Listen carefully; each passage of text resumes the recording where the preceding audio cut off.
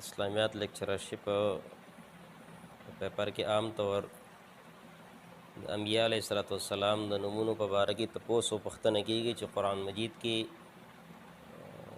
د مختلفو انبیاء علیه السلام نومونه ذکر شوي دي. نو د هغې نومونو د تعداد په باره کې عام طور پیپر کې تپوس او پوښتنه کیږي چې د دې پیغمبر ذکر څومره راغلی دی، د کم پیغمبر زیات راغلی او د کم پیغمبر ذکر کم راغلی دی.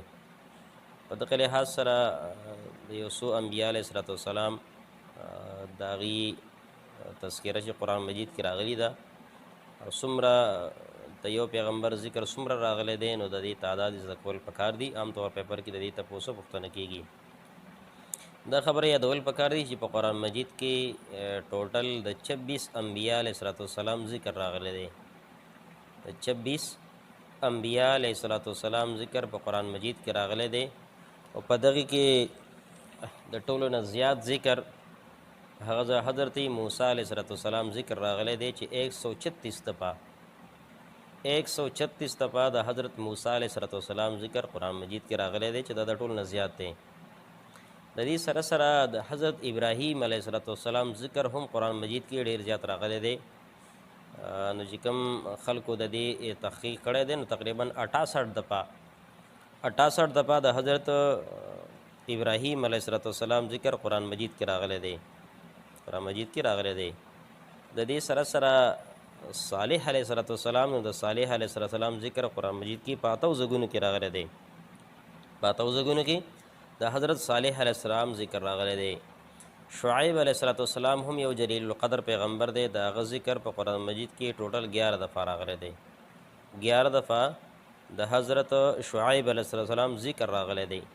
د دې سره سره د حضرت یوسف علیه السلام ذکر قرآن مجید کې دا تقریبا 26 آیاتونو کې د حضرت یوسف علیه السلام ذکر راغلی دی.